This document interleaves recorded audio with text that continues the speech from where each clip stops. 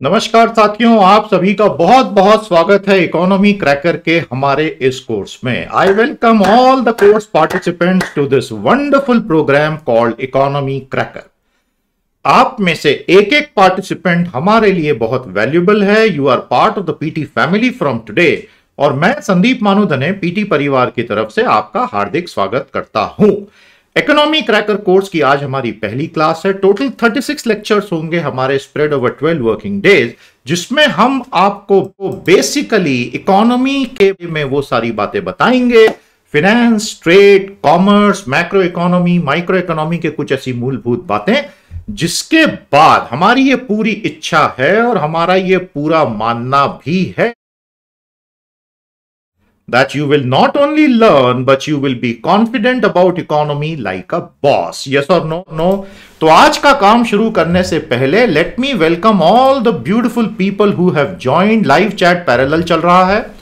ये इस कोर्स का दूसरा बैच आ चुका है। पहली बैच सुपर डुपर सक्सेसफुल रही। 8 March we have commenced the second batch. मैं इस कोर्स को बाद में इस पर्टिकुलर सेशन को YouTube पर भी रिलीज करूंगा फ्री, ताकि दुनिया देख सके कि काफी कुछ वैल्यू एडिशन और इस कोर्स में लोग एनरोल कर पाए। Only this session would be release. तो अभी जो मेरे साथ लाइव चैट में जुड़े हुए हैं उन सभी स्टूडेंट्स का मैं थोड़ा सा स्वागत कर लूं भैया। दिव्य ज्योति पट्टनायक, नितेश, हरीश जूजारे, देवव्रत मंडल, निशांत चंद्रा, सौरभ सिंह बिष्ट, राजेश जैन, प्रतीक कोहली, डॉक्टर यश कुमार पटेल, अतिशय, बहुत सारे लोग जुड़ते चले जा रहे हैं, सेशन को देख रहे हैं, एंजॉय कर रहे हैं। सबका मैं बहुत बहुत स्वागत करता हूं। दोस्तों, हमारा लाइव चैट पूरे कोर्स में ऑन रहेगा और यह सेशन आपको 24 से 48 आवर में पीटी की साइट पर भी रिवीजन के लिए मिल जाएगा। जिस पोर्टल पर आप आए हुए हैं तो आप वहां पर रिवाइज भी कर सकते हैं। You will have access for a certain number of months as you have been told. Live chat में पार्टिसिपेशन अच्छा रखिएगा। मैं आपसे कंटिन्यूसली इंटरेक्शन रखूंगा, आप मेरे साथ सीखते चलेंगे। आज हमारा डे 1 है। आज हमारी 3 क्लासेस होने वाली हैं। तो शुरू करते हैं आज का काम। Economy cracker session number 1। सबका बहुत बहुत स्वागत है। तो हमारा टारगेट इस कोर्स में क्या है? टारगेट बहुत ही सिंपल है। आप मेरा बैकग्राउंड देख सकते हैं। मेरा नाम संदीप मानूदने है और मैं 1993 10th of जुलाई से बच्चों को अलग अलग कोर्सेज के लिए पढ़ाते आ रहा हूं। अभी तक मैंने लाखों बच्चों को अलग अलग कोर्सेज में पढ़ाया and one of my most favourite topic has been economy. मैं एक इंजीनियर हूं आईआईटी दिल्ली से। मैन्युफैक्चरिंग इंजीनियरिंग मैंने किया है और मैंने 1991 से इकोनॉमी संबंधित पब्लिकेशंस पढ़ने जो शुरू किए तो उसकी लत लग गई भैया, नशा लग गया। तो वो इकोनॉमिस्ट मैगजीन हो, हार्वर्ड बिजनेस रिव्यू हो, इकोनॉमिक टाइम्स हो, whatever you can think of, I have tried to make it a part of my life. वो पूरा एक्सपीरियंस निचोड़ के मैं ये 36 सेशन में आपके सामने लाऊंगा। तो आपको बहुत फायदा होगा, लेकिन उसकी एक सिंपल सी शर्त है। आपको अपनी तरफ से जो है काफी खुला दिमाग रखना होगा। आपको लगातार सीखते रहना पड़ेगा। यह बहुत जरूरी है। समझ में आया आपको? नए नए स्टूडेंट जुड़ते जा रहे हैं। रोहन परांज पे आ गए हैं, ब्रह्म भट्ट ध्यान आ गए हैं। सभी का बहुत बहुत स्वागत है। माय डियर स्टूडेंट्स, आते ही आप सभी लोग हमेशा हर क्लास से पहले करके दिखाएंगे। लाइव चैट में और कमेंट्स में भी लिख दिया कीजिए क्या करके दिखाएंगे। पूरे जोश के साथ पढ़ के दिखाएंगे, सीख के दिखाएंगे, डॉट्स को कनेक्ट करके इकोनॉमी, फाइनेंस, ट्रेड, कॉमर्स की वो चीजें सीख के जिनसे एग्जाम में, लाइफ में, डे टू डे इंटरेक्शंस में, सम ऑफ योर वर्किंग प्रोफेशनल्स, आपको हर जगह मैं ऐसी ऐसी चीजें आपको सिखाऊंगा। आपकी एक इनसाइट डेवलप होगी। फिर उसके बाद you and your life use the insights to the maximum. आप यूपीएससी की तैयारी कर रहे हैं, आपको इतना सीखने को मिलेगा, इतना कंटेंट मिलेगा, इतने सारे एमसीक्यू बेस्ड क्विजेस मिलेंगे, आपको मजा आ जाएगा। और इस कोर्स के एंड में हम एक सर्टिफिकेट भी देते हैं। तो आई होप आपको मेरे सारे एक्सपीरियंस से बहुत बहुत बहुत बहुत फायदा होगा। यस और नो? तो सभी लोग लाइव चैट में पूरे जोश में पार्टिसिपेट कर रहे हैं। अब आप पूरे जोश के साथ ये देखो कि बेटा 12 दिनों में क्या क्या होने वाला है। आनंद परमानंद की स्थिति हो जाएगी आप सबकी। This is how we have structured the whole program. हमारा इकोनॉमी क्रैकर कोर्स बहुत ही स्ट्रक्चर्ड तरीके से गागर में सागर भरने का काम है। आज है day 1। We are going to take up 3 lectures of 1 hour each today. पहला लेक्चर जो मैं अभी शुरू करूंगा 1 मिनट में, India a super power in making. Bharat एक उभरती हुई विश्व महाशक्ति और हम कैसे सच्चे अर्थों में लॉजिकली एनालिटिकली बात करेंगे इकोनॉमी के हिसाब से महाशक्ति बन सकते हो। तो ये आप में जोश भर देगा। तो भाई जोश में आओगे तभी तो आगे की चीजें पढ़ने में मजा भी आएगा। यस और नो कंफर्म करो। उसके बाद हमारे अगले 5 लेक्चर होंगे इंपॉर्टेंट डेफिनेशंस एंड कॉन्सेप्ट्स के, जिसमें से 2 आज हो जाएंगे और अगले 3 आने वाले सैटरडे को होंगे, फिर संडे और मंडे। आपको शेड्यूल पूरा पता है, ईमेल से आपको जानकारियां बराबर टीम भेजती रहेगी। तो आज हम पढ़ने जा रहे हैं India a super power in making. उसके आगे का भी पूरा शेड्यूल आपके सामने है। याद रखिएगा my dear student, this is a very vast coverage और मैं 1 घंटे में इतना कुछ पढ़ा दूंगा और उसके अलावा एक्स्ट्रा इतना रीडिंग कंटेंट दूंगा that for every sincere student it will be a 1 point solution. हो सकता है इनिशियली कुछ टेक्निकल प्रॉब्लम आपको लाइव स्ट्रीमिंग में आए, घबराइएगा मत। अपना अगर आपने मेमोरी कैशे वगैरह क्लियर करते गए, सारी की सारी फाइल्स उड़ा दी, साफ रखा, ब्राउजर को दूसरी एप्स बंद रखी, लाइव में आपको कभी दिक्कत आएगी ही नहीं। बिल्कुल घबराना मत, नहीं तो फिर दुनिया का वो अटल सॉल्यूशन, मशीन को रीसेट करके रीस्टार्ट कर दो, सारी प्रॉब्लम सॉल्व हो जाती है। बड़े बड़े लोग यही करते हैं, बड़ी बड़ी कंपनियां नहीं चलती हैं तो वो मशीन को रीसेट करती है, सब ठीक हो जाता है। आई होप आप बहुत इंजॉय करेंगे। यस और नो माय डियर स्टूडेंट्स, करेंगे ना इंजॉय? तो अच्छे खासे हमारी क्लास में स्टूडेंट्स इकट्ठा हो गए हैं। याद रखिएगा, लाइव क्लास खत्म होने के बाद आज की तीनों लाइव क्लासेस जब रात को कंप्लीट हो जाएंगी, तीनों के आपको सेशन पीडीएफ रात को ही पोर्टल पे मिल जाएंगे। कल रात तक आज के तीनों सेशन आपको परमानेंट रिवीजन के लिए भी मिल जाएंगे। आपका एक्सेस जब तक है आप उसको 1-2 बार रिवाइज भी कर सकते हैं। क्विजेस भी आपको मिल जाएंगी, वो कल आपको पोर्टल में पूरे प्रॉपर सेशन वाइज मिल जाएंगे। तो ये उसके कुछ मैंने आपको स्पेसिफिक इनसाइट्स दे दिए हैं। तो चलिए दोस्तों, शुरू करने से पहले हमारी जो पहली बैच कंप्लीट हुई उसके बच्चों के टेस्टिमोनियल शेयर कर रहा हूं निशांत सिन्हा झारखंड से। आप खुद देख सकते हैं कितनी प्यारी प्यारी बातें आपने लिखी। पूरा कोर्स निशांत ने हाल ही में कंप्लीट किया। जबरदस्त तरीके से आपने चीजों को सीखा, पार्टिसिपेशन अच्छा रखा। विनय हिमाचल से हमारे साथ जुड़े रहे, बहुत आपने पार्टिसिपेशन लेवल अच्छा रखा, अच्छे अच्छे सवाल पूछे और आप खुद पढ़ के देख ही सकते हैं आप लोगों के टेस्टिमोनियल्स। दोस्तों, आप लोग इनसे सबक लें, सीखें कि हाँ हमें भी बहुत अपना पार्टिसिपेशन अच्छा रखना है, पढ़ना है और अपने आप को लाइफ में आगे ले जाना है। So we commence first session India super power in making, Bharat एक उभरती हुई महाशक्ति। मैं हमेशा ये लेक्चर पहले क्यों लेता हूं इकोनॉमी क्रैकर में? मेरा ऐसा मानना है कि हर इंडियन ये चाहता है कि हमारा देश बहुत तेजी से आगे बढ़े और हम अल्टीमेटली दुनिया में एक सुपर पावर के रूप में जाने जाएं। यस और नो, यस और नो, यस और नो कंफर्म करो। जो लोग यूट्यूब पे देख रहे हैं आप भी जरा जोश में बताएं और हमारे इस कोर्स में एनरोल कर लीजिएगा। एनरोलमेंट की लिंक हमने नीचे दी है। जो मेरे साथ लाइव पढ़ रहे हैं, क्या आप नहीं चाहते कि भारत एक आर्थिक, एक सैन्य, एक राजनीतिक और एक ओवरऑल महाशक्ति बने? आप चाहते हैं ना? वो रास्ता क्या होगा? सवाल ये नहीं कि हम चाहते क्या हैं, वो तो हम सभी चाहते हैं बीइंग इंडियंस, लेकिन वहां तक जाने का रास्ता क्या होगा? What will be a suggested time frame? What are the 10 things we need to do for that? What are the challenges? What has happened over the past 30 years? हम कितना आगे आए, कितना आगे नहीं आ पाए?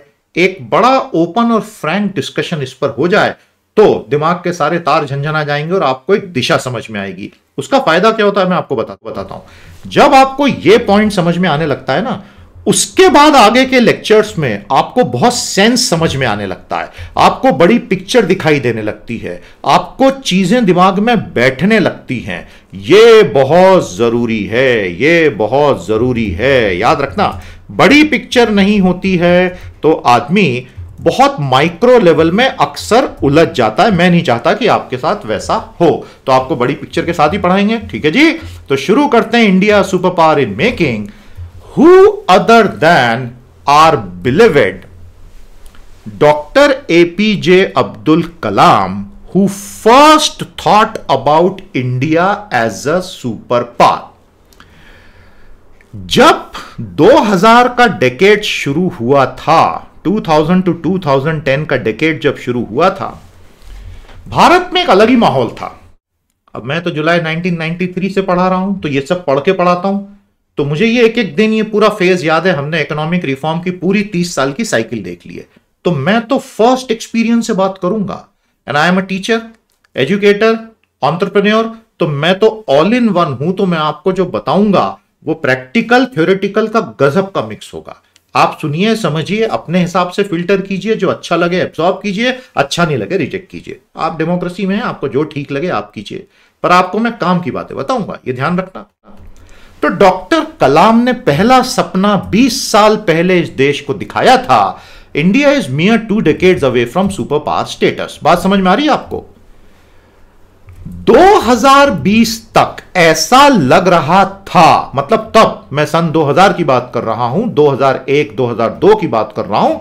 It was a very common thinking in India that being a super is with in reach. हम एक असल सुपर पावर, मतलब चाइना से तो आगे निकल ही जाएंगे, सन 2000 की बात कर रहा हूं, ठीक है। और अमेरिका भी हमको मानने लगा था। मैं आज आपको कुछ ऐसे उस वक्त के मैगजीन्स के कवर पेजेस भी दिखाऊंगा जिसमें वो दृढ़ निश्चय झलकता है। अर्ली 2000s में ऐसे प्रेडिक्शंस दुनिया भर से आ रहे थे कि 2 दशकों में भारत तो महाशक्ति बन गया। बात समझ में आई आपको? पैरेलल में आपको हिंदी में भी कंटेंट पूरा मिलेगा, किसी भी स्टूडेंट को घबराने की जरूरत नहीं है। हिंदी इंग्लिश में पैरेलल पढ़ाया जा रहा है। आराम से अपनी तरफ से थोड़ा एफर्ट रखिए, चीजें समझ में आएंगी। नहीं आए तो एफर्ट को डबल करो। बात समझ में आई? आई होप आपको हमारी अप्रोच अच्छी लग रही है। आई होप आपको सब कुछ इजी गोइंग, इनफॉर्मल, इंजॉयबल लग रहा है। लाइव चैट में सभी लोग एक बार कंफर्म करो। अच्छा भैया, ऐसा हमको रंग बिरंगे इमोजीज बहुत पसंद है, तो जो लोग लाइव चैट में है ना, आपको तो जब भी हम ऐसे सवाल पूछें तो बढ़िया यस सर के आगे रंग बिरंगे इमोजीज अलग अलग लगा के अपने युवा होने का प्रमाण दे दो। अब देखो, मैं 26 साल का हूं, अब तुम 20, 21, 22 साल के हो, तो मुझे ऐसा नहीं लगना चाहिए कि मैं यहां 40, 45, 50 साल के बुड्ढों को पढ़ा रहा हूं। तो आप मुझसे मुश्किल से 2-3 साल छोटे हैं, तो प्यारे प्यारे इमोजीज आप लोग अच्छे से लगाएंगे तो मुझे लगेगा हाँ, मैं युवा वर्ग से बात कर रहा हूं, बुड्ढों को पढ़ाने में मेरी कोई रुचि नहीं है। Just kidding. So my dear students, ये तब प्रेडिक्शन था कि भैया 20 साल में तो भारत महाशक्ति बन ही जाएगा। लेकिन फिर हमने क्या देखा? As the years passed by, एक साल जैसा गया, धीरे धीरे हमें ऐसा लगने लगा, हालांकि हमारे मन में तो इच्छा अभी भी उतनी ही ज्वलंत है कि भारत महाशक्ति बने, लेकिन अब हम जब एक्चुअल नंबर्स पे आएंगे तो चीजें थोड़ी सी टफ दिखती हैं। उसी को तो रिजॉल्व करेंगे। 2020 में भारत एक काफी बड़े स्लोडाउन की ग्रिप में आ चुका था, जब भारत में अचानक से बहुत भयंकर टेक्निकल रिसेशन, पेंडेमिक खींच के ले आया। तो हम जब 2020 में जनवरी में बात करते थे स्टूडेंट से, तब हम ये बताते थे कि भैया भारत में ग्रोथ आ गया, यानी भारत का जीडीपी ग्रोथ लगभग 8 क्वार्टर्स से लगातार नीचे जा रहा था और ऐसा लग रहा था कि ये 0 पे होकर माइनस में चला जाएगा। अचानक से कोविड आ गया और वो खींच के एक ही बार में -24% पे लेके चला गया, thereby compounding our problem. मतलब जो प्रॉब्लम्स पहले से थी वो थोड़ी सी बड़ी हो गई। तो आज हमारे सामने ये समस्याएं, जैसा कहते हैं, मुंह बाएं खड़ी हैं। So we have a shrinking economy, rising party and aggressive neighbours, ये चीजें एक साथ चल रही हैं। 1998 में, प्यारे दोस्तों, 1998 में डॉक्टर कलाम ने और वाईएस राजन ने एक किताब लिखी थी बड़ी खूबसूरत, India 2020 a vision for the new millennium. अब ये किताब जो थी ना प्यारे दोस्तों, ये किताब लाइव चैट में बड़े प्यारे प्यारे उत्तर अमन गुप्ता, मोहम्मद सरवर आलम, नितेश, दिव्यज्योति पटनायक, देवव्रत मंडल, ब्रह्मभट्ट ध्यान, रोहन परांजपे, यश कुमार पटेल, हरीश जूजारे, सबके बहुत प्यारे प्यारे कमेंट्स आ रहे हैं। मजा आ रहा है। बच्चे जब इस तरह पॉजिटिव सेंस में एक अच्छा सेंस ऑफ ह्यूमर लेके पढ़ते हैं, हमको बड़ा मजा आता है। फिर पढ़ाने में जोश दोगुना हो जाता है। गुरु हमारा अभी तो 36 क्लासेस होनी है बेटा, बहुत मजा आएगा। ये जो किताब थी ना, इंडिया 2020, ये किताब भैया हमने हजारों की तादाद में खरीदी है और स्टूडेंट्स में बांटी और स्टूडेंट से भी खरीदवाई है। मतलब तब इस किताब का फैशन होता था इंडिया 2020, वो पूरी हम क्लास में पढ़ाते थे कि ये होगा, ऐसा होगा, ऐसा होगा। Unfortunately a lot of those assumptions did not turn out to be true. कोई बात नहीं, यहां से आगे की प्लानिंग ले सकते हैं। जिंदगी में कभी भी कुछ खत्म तो होता नहीं है ना, हमेशा there is always a better tomorrow. तो ये भविष्यवाणियों की शुरुआत यहां से हुई। ये सारी चीजें एग्जाम में आपके काम की हैं, ध्यान रखना। देखिए, डॉक्टर कलाम ने बेसिकली 2 पूर्व अनुमान लगाए थे, ठीक है। कौन से थे उनके 2 पूर्व अनुमान? ये दोनों के दोनों अनुमान पूरी तरह से गलत हो गए और घातक रूप से गलत हो गए। पहला, ज्यादा से ज्यादा महिलाएं वर्क फोर्स का हिस्सा बनेंगी, इसका ठीक उल्टा हो गया। Labour force participation rate of women 2002 से जो गिरना शुरू हुआ तो आज घातक रूप से नीचे आ गया है। मैं उसके चार्ट्स आपको दिखाऊंगा। तो भारत की 50% आबादी में जो वर्किंग एज वाली है महिलाएं, उनका वर्किंग एज का पूरा जो पार्टिसिपेशन रेट है, रूरल हो या अर्बन, ऐसे नीचे आया रॉकेट के जैसे। तो वो हमारी आबादी मॉनेटरीली प्रोडक्टिव नहीं रही। बात समझ में आई? घरों में काम करते हैं, लेकिन घरों में काम करने की सैलरी तो मिलती नहीं है, जीडीपी में काउंट होता नहीं है। दूसरा अजम्पशन था गरीबी खत्म हो जाएगी, क्योंकि तब हमारा ग्रोथ रेट एक अपस्विंग पे था और ऐसा लग रहा था गरीबी खत्म होगी। Unfortunately monthly house hold consumption expenditure की एनएसएसओ की रिपोर्ट 2018 में जो आई, उसने ये बताया, 2018 पैंडेमिक की तो अभी बात भी नहीं कर रहा हूं, कि 2011 से 18 में monthly house hold consumption expenditure, मासिक घरेलू उपभोग व्यय एक्चुअली गिरा है भारत में। मतलब गरीबी बढ़ती गई थी, और पैंडेमिक आने के बाद तो you know very well that we are facing a challenge. सरकार कोशिश कर रही है नए नए प्रोग्राम लाकर उसको कंट्रोल करने की, लेकिन 2030 के एसडीजी को अचीव करना अब तो कठिन हो ही गया। ये तो बात सभी मानते हैं, सरकार खुद ही मानती है। इस साल का जो बजट था, एक सर्वे था और 15 फाइनेंस कमीशन था, उसमें ये बातें खुल के लिखी गई हैं, और उस हिसाब से संसाधनों का आवंटन किया है। संसाधन खुद ही कम होते जा रहे हैं, वो भी एक चुनौती है। ये दोनों प्रेडिक्शन स्पेक्टेकुलरली गलत हो गए, और इस वजह से 2020 तक जो हमने सोचा था वो हो नहीं पाया। बात समझ में आई? बैकग्राउंड समझ में आया आपको कि हम किस चीज की बात कर रहे हैं? तो दोस्तों, ये उस वक्त का इंटरव्यू है, आज से 20 साल पुराना टाइम्स ऑफ इंडिया का इंटरव्यू, 20 साल पुराना टाइम्स ऑफ इंडिया का इंटरव्यू। और ये अखबार ऐसे हमने हाथ में ये रख कर क्लास में ये इंटरव्यू बच्चों के साथ शेयर किया था, क्योंकि ऐसी पॉजिटिव और अच्छी बातें कि जिसमें आप ये देखते हैं कि कुछ बड़ा स्टेप चेंज आने वाला है देश में, तो वो तो शेयर करना ही चाहिए। यस और नो? कलाम साहब ने सन 2000 में कहा कि भैया no Indian will be below poverty line by 2020। तो ये एक बड़ा माइलस्टोन है, मतलब ऐसा होगा, ये एक सपना। सारी सरकारें खुश, सब खुश, और इतनी खुश कि भारत का योजना आयोग था, जिसको 2014 में मोदी जी ने स्क्रैप किया, नीति आयोग से रिप्लेस किया। उस योजना आयोग ने डॉक्टर कलाम की किताबों को बेस बनाते हुए पूरी रिपोर्टें जारी की कि भारत एक एडवांस इकोनॉमी कैसे बनेगा। समझ में आ रही है लिंक आपको? इस हद तक इन्फ्लुएंस था इस पॉजिटिव स्पिरिट का। जरूरी है। तो ये जो बिलीफ था, ये सभी लोगों ने मान लिया था कि भाई हम तो ये हो ही जाएंगे, क्योंकि हम एक डेवलप्ड इंडस्ट्रियलाइज इकोनॉमी हो जाएंगे। आप बात समझ में आ रहा है आपको? मेरे प्यारे दोस्तों, जब आप ये देखते हैं developed industrialise economy and super power, अब मैं यहां आपको फैक्ट्स बताना चाहता हूं।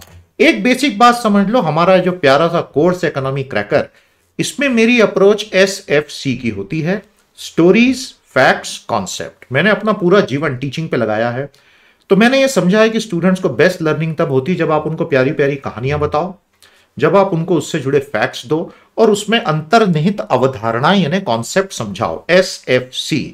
तो मैं आपको स्टोरीज बताऊंगा, फैक्ट्स बताऊंगा, कॉन्सेप्ट बताऊंगा, तीनों के मिश्रण से जो एक सुस्वादु भोजन बनेगा, अद्भुत होगा। समझ में आ रहा है? अब मैं आपको फैक्ट बता रहा हूं। फ्रॉम 1991 टिल 2021, कितने साल हो गए बेटा? 30 साल। Manufacturing as a percentage of GDP has stagnated at 15%। फिर से सुन लो, नोट कर लो, नोटबुक बना लो इकोनॉमी क्रैकर की। हालांकि प्रेजेंटेशन के PDF आपको मिलेंगे सेशन के बाद। 1991 से 2001 तक मोटे मोटे तौर पर विनिर्माण, मैन्युफैक्चरिंग, हां, जिसमें फैक्ट्रियां होती हैं। क्यों बोल रहा हूं फैक्ट्रियां? असली नौकरियां वही हैं। लाखों करोड़ों लोगों को नौकरियां देनी है तो फैक्ट्रियां खोलो, फैक्ट्रियां खोलो, फैक्ट्रियां खोलो, फैक्ट्रियां खोलो, और कोई तरीका नहीं है। लेकिन किस तरह की फैक्ट्री? लो कॉस्ट, लो टेक्नोलॉजी, लो स्किल, नहीं तो करोड़ों नौकरियां नहीं बन सकती। एनीवे, अभी उस नौकरी के इशू को छोड़ो। तो भारत में manufacturing as a percentage of total GDP has stagnated at 15% for 30 years। Unbelievable, isn't it? लेकिन यही है, 1-2% ऊपर नीचे होते रहता है, उसमें मत उलझो, मोटी बात को समझो। और ये मेक इन इंडिया 2014 से आया, आज हम 2021 में हैं, वहीं के वहीं है। इंडस्ट्री बड़ी चीज होती है, इंडस्ट्री में माइनिंग भी आ जाता है, कंस्ट्रक्शन भी आ जाता है, इलेक्ट्रिसिटी भी, उसको छोड़ दो, हम सिर्फ प्योर मैन्युफैक्चरिंग की बात कर रहे हैं। तो ये आपको फैक्ट समझ में आ गया। तो जो पहला यहां पॉइंट लिखा है कि भारत एक विकसित औद्योगिक अर्थव्यवस्था, दुर्भाग्यवश हम तो 15% पर अटक गए। आपको बात समझ में आई? हम तो 15% पर ही अटक गए।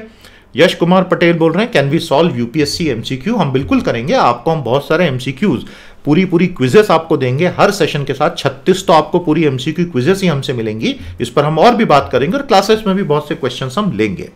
और यूपीएससी के ऊपर पूरा का पूरा रिवीजन का कोर्स आ रहा है। 2000 सॉलिड एमसीक्यूज का यूपीएससी प्रीलिम 2021 का मेरा 1 महीने का कोर्स अप्रैल में लॉन्च हो रहा है। आप बिल्कुल ज्वाइन कर लीजिएगा, आपका काम उसमें हो जाएगा। पिछले 5 सालों के पेपर में पूरे सॉल्व कराऊंगा पेपर 1, और उसके अलावा 1000 क्वेश्चन और ऊपर से करवाऊंगा, ताकि आपको एमसीक्यू की बहुत तगड़ी, पूरा 100% एमसीक्यू ओरिएंटेड कोर्स ला रहा हूं मैं। अप्रैल से 30 दिन का कोर्स होगा, आनंद परमानंद हो जाएगा। ये पहला पॉइंट क्लियर हो गया आपको, तो ये हो नहीं पाया।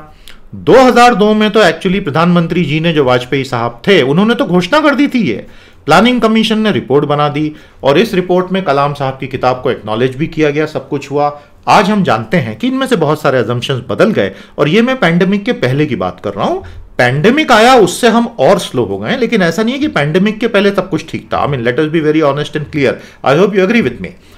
प्लानिंग कमीशन की रिपोर्ट ने क्या बोला उस वक्त? हमारा जो योजना आयोग था, प्यारे दोस्तों, मैं हर चीज आपको हिंदी इंग्लिश में पैरेलल दे रहा हूं, कि India will move from a low income country to an upper middle income country. देखिए दोस्तों, क्या होता है दुनिया में, जो आपके पर कैपिटा इनकम होती है, प्रति व्यक्ति औसत, आपके जीडीपी को ले लो, उस जीडीपी को पॉपुलेशन से डिवाइड कर दो, प्रति व्यक्ति औसत आ जाती है। तो वर्ल्ड बैंक और दूसरे जो संस्थान है, ये क्या करते हैं, दुनिया के सारे देशों को लेते हैं, सबका पर कैपिटा इनकम निकाल लेते हैं और सबको रैंक देते हैं। तो उसमें लो इनकम कंट्रीज हो गई, लोअर मिडिल इनकम कंट्रीज हो गई, हायर मिडिल इनकम कंट्रीज हो गई, रिच कंट्रीज हो गई। India lower middle income country है आज, और हम अपर मिडिल इनकम कंट्री में जा ही नहीं पा रहे हैं। अभी बहुत लंबा रास्ता है, और पिछले 1 साल में दुर्भाग्यवश पैंडेमिक आने से हमारी पर कैपिटा इनकम कम हो गई है, बढ़ने के बजाय। तो अभी हम लंबे समय तक लोअर मिडिल इनकम में रहेंगे, प्रति व्यक्ति औसत आय के मामले में, और धीरे धीरे हम अपर में जाएंगे। चाइना अपर मिडिल में पहुंच चुका है। चाइना भी जानता है कि वो रिच कंट्री बनने नहीं वाला 30 साल में। उनका जो 5 ईयर प्लान अभी आया है 14वां, उसमें भी वो ये थोड़ी बोल रहा है कि मैं 15 साल में अमीर हो जाऊंगा। वो बोल रहा है हमको अपर मिडिल इनकम में और ऊपर जाना है। तो they are also being realistic, because it's not easy being big countries with big populations. इतना आसान नहीं होता है। आपको बात समझ में आई? तो रोहन परांज पे पूछ रहे हैं कि sir what went wrong assumption, वही तो ये 36 क्लासेस में पढ़ेंगे। समझ में आया? तो हमारी ये 36 क्लासेस में यही सब तो बारीकी से पढ़ाएंगे ना आपको। तो आज हम मोटा मोटा देख रहे हैं क्या हुआ, कैसे हुआ, और जब सेकंड और थर्ड सेशन से हम टेक्निकल्स में कूदेंगे अंदर, धीरे धीरे धीरे धीरे धीरे धीरे सब समझ में आएगा आपको। जो आखिरी क्लास कंप्लीट होगी उस दिन आप एनलाइटेंड होकर निकलोगे, गारंटी है बाबूजी हमारी। तो प्लानिंग कमीशन इसमें गलत हो गया, हम लोअर इनकम में ही फंस के रह गए। India's female adult literacy rate 94% होने वाला था, वो अनफॉर्चुनेटली 70 के आगे बढ़ नहीं पाया। इन्फेंट मोर्टेलिटी रेट काफी कम हुआ, चाइल्ड मेल न्यूट्रिशन काफी कम हुआ, लेकिन उतना नहीं जितना सोचा। और 2020 और 2021 में ये तो आंकड़े विश्व के हैं कि कुपोषण में भारत दुनिया के सबसे बुरी स्थिति वाला देश है। दोस्तों, पैंडेमिक से जो एक थोड़ा सा खतरा पैदा हो गया है, literally crores and crores of Indians have fallen through the cracks in terms of nutrition, in terms of education। करोड़ों बच्चे स्कूलों के बाहर जो हुए, उनमें से कई तो लौट के ही नहीं आए। इसका असर अगले 10 साल में आएगा। मतलब अब सरकारों के लिए एजेंडा तय है। हमारी यूएलबी, आरएलबी हो या स्टेट गवर्नमेंट्स हो या यूनियन हो, उनको इन चीजों को प्रायोरिटी पे पकड़ना चाहिए, पकड़ रहे भी है। कितना कर पाएंगे ये 10 साल में पता चलेगा। लॉन्ग टर्म चीजें हैं ये। यूएलबी, आरएलबी क्या होते हैं बताइए कमेंट थ्रेड में। और भारत में कितने यूएलबीज हैं और कितने आरएलबीज हैं ये भी बताइए। तो we have a 3 tier governance structure, right? पता है आपको। बहुत बड़े बड़े चिंतक विचारक भी गलत हो गए। अब आप देख रहे हैं भारत के एक लीडिंग इकोनॉमिक थिंकर हैं सुब्रमण्यम स्वामी जी, बीजेपी के एमपी भी हैं। आपने 2012 में ये बात बोली थी। देखिए 2012 यानी 9 साल पहले, बड़ी बात है ना। उन्होंने ये चेतावनी, एडवाइजरी और एक खुशखबरी शेयर की थी कि 2020 तक भारत चाइना से आगे होगा और अमेरिका को चुनौती दे रहा होगा। मतलब बड़ी बात है स्वामी जी का ऐसा बोलना। तो जी कोई हल्के पतले में तो बात कभी नहीं करते हैं। 2020 में India will have overtaken China and we will be challenging. आज भारत का जीडीपी है 2.6 या 2.7 ट्रिलियन डॉलर, चाइना का हो गया है 15 ट्रिलियन डॉलर, अमेरिका है 21 ट्रिलियन डॉलर। गैप बढ़ गया, गैप कम नहीं हुआ है। So there are issues. उन्हीं इश्यूज को हम समझेंगे और फ्री और फ्रैंक तरीके से समझेंगे, अच्छे से उसको समझेंगे। बात आ रही है ना समझ में? उसी तरह रुपए डॉलर के भी प्रेडिक्शन थे। आपने ये कहा था 2012 में कि 2017 में $1 will become 1 rupee. Now we know very well that these things have not happened, so where have we gone wrong? आइए थोड़ा सा टेक्निकल में एक एक स्टेप अंदर उतरते हैं। अब हम ये देखेंगे सुपर पावर इकोनॉमी कैसे बनती है और सुपर पावर इंडिया कैसे बनेगा, है ना। टुकड़ों टुकड़ों में थोड़ा थोड़ा देखते देखते आगे बढ़ रहे हैं, क्योंकि तकनीकी विषय है, नहीं तो एकदम से मैं फाइनल पॉइंट ही बता दूं तो मजा भी नहीं आएगा। ठीक है जी, बहुत बढ़िया उत्तर आ गए। Urban local bodies, rural local bodies, तो यूएलबी है शहरी स्थानीय निकाय, रूरल लोकल बॉडीज होती हैं ग्रामीण स्थानीय निकाय। भारत में 4 से 4,500 आपके पास शहर हैं, स्टैट्यूटरी टाउन से, तो हर जगह एक एक यूएलबी है। गांव 2.5 लाख से ज्यादा, उतनी पंचायतें हैं। फिर उसका एक पूरा स्ट्रक्चर होता है पीआरआई का, पंचायती राज इंस्टीट्यूशंस का। तो भारत की सरकार 3 टियर की सरकार है, central, state and local bodies. काफी अच्छा सिस्टम है, हालांकि उसको और टोनिंग अप की जा सकती है। ये आप देख रहे हैं वर्ल्ड ट्रेड का हिस्टोरिकल डेटा। अब वर्ल्ड ट्रेड पे मैं क्यों बात कर रहा हूं? देखो दोस्त, अगर आपको महाशक्ति बनना है तो एक बहुत बड़ी शर्त यह है कि you have to be a very big trading country. आपका विश्व व्यापार में हिस्सा बहुत बड़ा होना चाहिए। बात समझ में आ रही है? यह हाथों से बना के लाया हूं क्योंकि कस्टमाइज चार्ट है। 1948 में वर्ल्ड ट्रेड था $59 बिलियन, इंडिया का शेयर था 2.2%, चाइना था 0.9%। 2018 में वर्ल्ड ट्रेड हो गया $18.9 ट्रिलियन, इंडिया का शेयर था 1.7%, चाइना का था 13.1%। सब कुछ रिवर्स हो गया है। अब आप बोलेंगे सर ट्रेड से क्या होता है? देखिए, ट्रेड से ये होता है, आपको ये ट्रिलियन और बिलियन समझता है ना? नहीं तो मैं समझा देता हूं फटाफट, क्योंकि कई लोगों को यूनिट्स में थोड़ा कंफ्यूजन होता है। मैं आपको फटाफट बता देता हूं दोस्तों। $1 मिलियन का मतलब होता है 10 लाख डॉलर। ठीक है, क्लियर है? डॉलर डॉलर दोनों तरफ। $1 बिलियन का मतलब होता है 1000 मिलियन। $1 ट्रिलियन का मतलब होता है 1000 बिलियन। याद रखना, अभी मैंने रुपया कहीं लाया नहीं है पिक्चर में भैया, वो मैं लाऊंगा। अभी आप इतना तो समझ लो, ये आंकड़े थोड़े से समझ लेना, इसमें कंफ्यूजन नहीं हो। अभी हम रुपए नहीं लाए हैं कहीं भी, न मैंने इसको करोड़ों के साथ कुछ कंपैरिजन करके दिया है, क्योंकि अभी आज पहली क्लास है, तो धीरे धीरे से सब कुछ होगा। समझ में आया? तो ये कन्वर्जन फिगर्स तो क्लियर हैं, इसलिए बताया क्योंकि यहां वर्ल्ड ट्रेड मैंने 18.9 ट्रिलियन दिखाया था। ठीक है, समझ में आया आपको? अतिशय जी पूछ रहे हैं कि कोविड से इंडिया की इकोनॉमी कितनी श्रिंक हुई है। सरकारी आंकड़ा साल भर के लिए लगभग 8% की बात कर रहा है, जो ऑफिशियली हम भी मानेंगे क्योंकि सरकार बोल रही है तो मान नहीं है। अनऑफिशियली बहुत सारे इकोनॉमिस्ट कह रहे हैं that the contraction is actually far more than that. जैसे प्रोफेसर अरुण कुमार हैं, उन्होंने कहा है कि इनफॉर्मल सेक्टर में तो 20 से 40% का कॉन्ट्रैक्शन हो गया है, तो उस हिसाब से ओवरऑल इकोनॉमी का 15 से 20% तो हुआ होगा। सरकार कह रही है 8% हुआ, तो फिगर उसके बीच में कहीं हो सकता है। ये भी सब आने वाले सालों में चीजें सब साफ होती जाएंगी। एनीवे, अब थोड़ा यहां देखेंगे आप, तो ये ट्रेड इंपॉर्टेंट क्यों होता है इसको समझ लो। देखिए, आप ट्रेड करते हैं मतलब आप एक्सपोर्ट करते हैं, आप इंपोर्ट करते हैं। आप इंपोर्ट कब करोगे? जब आपके यहां कंजम्पशन की ताकत होगी, जब आपकी फैक्ट्रियों को बहुत सारा इंपोर्ट चाहिए ताकि वो प्रोड्यूस करके आगे एक्सपोर्ट करें। हमारे भारत के एक्सपोर्ट्स में इंपोर्ट कंपोनेंट होता है ना, सारी दुनिया में होता है। डेविड रिकार्डो का comparative advantage theory, world trade organization का मल्टीलैटरल ट्रेड का पूरा फंडा वगैरह। तो इंपोर्ट्स बुरे नहीं होते हैं, क्योंकि इंपोर्ट आए तो आपकी फैक्ट्रियों में लगे तो एक्सपोर्ट हुआ वगैरह।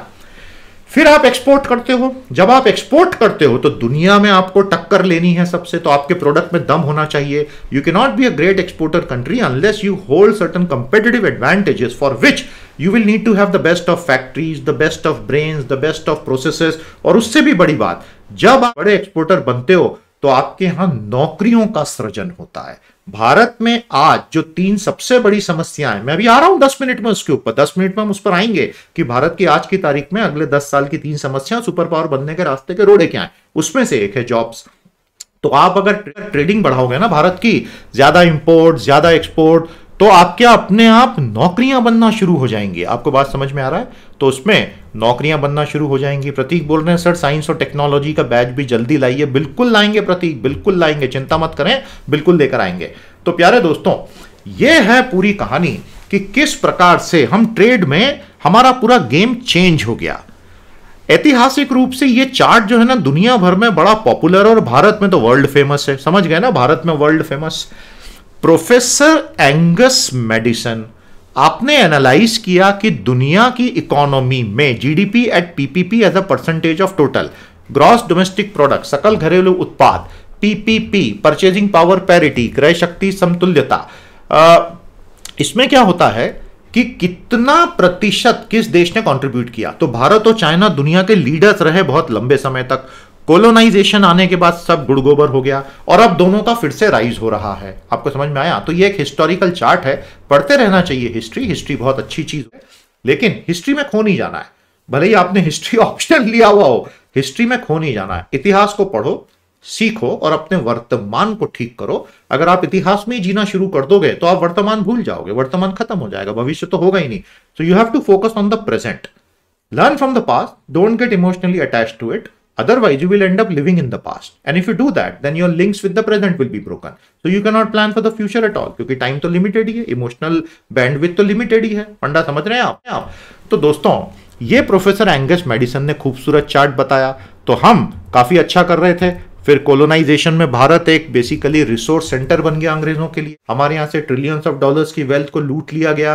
इसके ऊपर grand old man of India दादा भाई नौरोजी ने ड्रेन थ्योरी भी दी और उन्होंने बताया un British rule in India, लूटा, ये वो सब हो गया। अब उस पर रोने से तो कुछ होगा नहीं, हमें ये देखना है आज हम कहां खड़ा, यहां से आगे कैसे जाने वाले, बस उस पर आइए, ये फोकस करते हैं। ये चार्ट बड़ा खूबसूरत है, आई होप आपको मजा आया। ये है फुटबॉल ग्राफ, ये आज से 2 साल पहले का है। अब क्या हुआ कि ग्लोबलाइजेशन हो गया, यानी वैश्विक अर्थव्यवस्था स्लो हो गई। बात समझ में आई आपको? रोहन पूछते हैं कि क्या डेमोक्रेसी से हमारी ग्रो हो गई?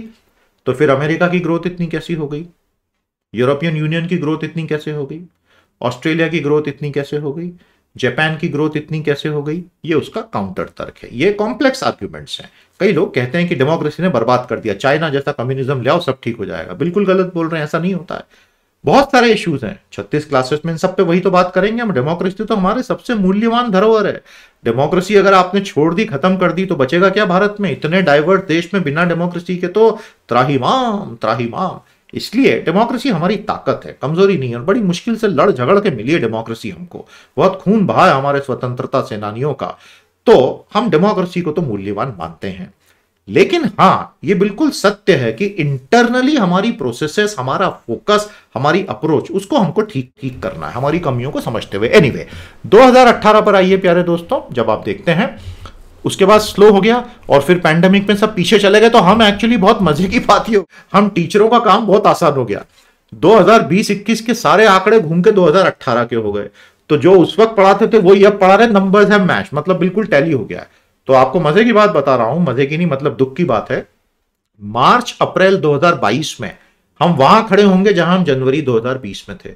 तो प्रैक्टिकली 2 साल बीच के ब्लैक होल बन के निकल गया, कोई बिल्कुल गायब हो गया। दुनिया के मैक्सिमम देशों के साथ ऐसा हुआ है, एक्सेप्ट फॉर चाइना, जो through out this period positive growth लेके गया, या एटलीस्ट ऐसा उसका दावा है, वो झूठ भी हो सकता है। चाइना से निकलते हुए बहुत सारे फिगर्स में बहुत पैडिंग होती है, बहुत झूठ बोलते हैं वो लोग, क्योंकि उनका एक अपना सिस्टम है झूठ बोलने का, बड़ा परफेक्ट कर रखा है उन्होंने। लेकिन इतना भी झूठ नहीं कि चाइना गरीब देश और बता रहा है कि मैंने इतना कर लिया। चाइना की तरक्की हुई है, there is absolutely no doubt. समझ में आया आपको? So this is the whole idea. Now my dear students, अब आप देखिए रिलेटिव साइज ऑफ इकोनॉमीज, बड़े ध्यान से देखना। तो भारत आ गया 2.7 ट्रिलियन पे, देख रहे हो ना। चाइना खड़ा था भैया 13 ट्रिलियन पे, अभी वो 14 से 15 के बीच में घूम रहा है। और यूनाइटेड स्टेट्स तब था 20 ट्रिलियन पे, तो वो लगभग 21 ट्रिलियन के आसपास है। तो जो रेशियो बन गया वो 2.6 का बना, इस टू 14 ट्रिलियन, इस टू 20 ट्रिलियन। एकदम मोटे मोटे फिगर दे रहा हूं, यहां थोड़ा बहुत ऊपर नीचे होगा, उसको भूल चूक लेनी देनी बिलो पे लिखते ना नीचे। इस रेशियो के साथ आपकी हार्ड पावर का पैमाना आ गया। देखिए जीडीपी आपकी हार्ड पावर का पहला पैरामीटर होता है, बात समझ में आई आपको? जीडीपी हमारी हार्ड पावर पहला पैमाना होता है। अगर आज आप बोलते हो कि मुझे भारत में लोगों को यूनिवर्सल बेसिक इनकम देना है, समझ में आया ना आपको? जैसे प्रधानमंत्री किसान योजना, वो एक तरह से यूबीआई है, हर किसान को 6,000 रुपए देते हैं, साल के 75,000 करोड़ देते हैं। वो एक यूनिवर्सल बेसिक इनकम ही है जो प्रधानमंत्री मोदी लाए। और वो लाए थे न्यूनतम आय योजना, न्याय, जो कांग्रेस ने प्रपोज किया था लोकसभा इलेक्शन के पहले, उसके रिस्पॉन्स में। तो न्याय योजना में 6 महीने तक इतना देंगे उतना देंगे की बात की थी। इन दोनों योजनाओं में बेसिक असम्पशन क्या है? जीडीपी बढ़ेगा। देखिए बेसिक लॉजिक क्या होता है इकोनॉमी में कि if the size of the pie will grow then there is a lot you can do, but if the size of the pie shrinks then there is a lot you just can not do. आपको funda समझ में आ रहा है कि नहीं? Economic production ही अगर नहीं बढ़ेगा तो आप कैसे किसी को कुछ दोगे? फिर तो संघर्ष डिस्ट्रीब्यूशन के ऊपर और बढ़ेगा, क्योंकि कंपटीशन और बढ़ेगी। बात समझ में आ रही है आपको? So this is the whole idea regarding the GDP. तो जब हम ये बोलते हैं प्यारे दोस्तों कि जीडीपी इंपॉर्टेंट है, तो जीडीपी इंपॉर्टेंट क्यों है? क्योंकि ये हमारी हार्ड पावर, देश की दो पावर होती है, hard power and soft power. Hard power होती है आपका ये पूरा जीडीपी, आपकी मिलिट्री की स्ट्रेंथ, आपकी पर कैपिटा इनकम, आपका ओवरऑल इंडस्ट्रियल प्रोडक्शन, आपकी वर्ल्ड ट्रेड में हिस्सेदारी, आपका इंपोर्ट एक्सपोर्ट का वॉल्यूम। सॉफ्ट पावर में आपका क्या इतिहास था, आपकी भाषाएं कौन कौन सी हैं, आपके यहां टैलेंट कितना है, आप सॉफ्टवेयर वगैरह में कितना करते हैं, ऐसी सर्विसेज सेक्टर में, उससे सॉफ्ट पावर बहुत बनती है। आप किस प्रकार से लिबर्टी, इक्वालिटी, फ्रेटर्निटी, डेमोक्रेसी को स्थापित करते हैं, आपके यहां रूल ऑफ लॉ है कि नहीं। भाई भारत चाहता है इंटरनेशनल आर्बिट्रेशन का बड़ा सेंटर बने, सिंगापुर, लंदन, ये सब बहुत बड़े बड़े सेंटर्स हैं। द हेग में तो प्रॉपर है ही परमानेंट कोर्ट ऑफ आर्बिट्रेशन, जिसमें भारत वो कैन एनर्जी का मामला हार गया। भारत चाहता है आर्बिट्रेशन का वर्ल्ड सेंटर बने। कैसे बनोगे? Rule of law. People will come here to get the dispute resolve if they know that a fair and fine system exist. समझ में आ रहा है? ये सॉफ्ट पावर होती है। तो सॉफ्ट पावर और हार्ड पावर पैरेलल चलती है। प्रॉब्लम यह है, बिना हार्ड पावर के आज की दुनिया में सॉफ्ट पावर का मतलब बहुत लिमिटेड हो गया है। यह बात सभी जानते हैं, ऐसा मैं कोई नई बात नहीं बता रहा हूं, यह बात सभी जानते हैं। तो एक बार लाइव चैट में और कमेंट थ्रेड में सॉफ्ट पावर और हार्ड पावर के बीच का अंतर समझा दो। अमन गुप्ता ने बहुत अच्छा सवाल पूछा है, डेमोक्रेसी में सभी मॉरल और एथिकल होंगे, ऐसा इंश्योर कैसे किया जाए? मैंने अभी उसका जवाब दिया। डेमोक्रेसी में सभी लोग ईमानदारी से काम कैसे करेंगे? तो क्या आपको लगता है कम्युनिस्ट सरकारों में, चाइना में लोग ईमानदारी से काम करते हैं?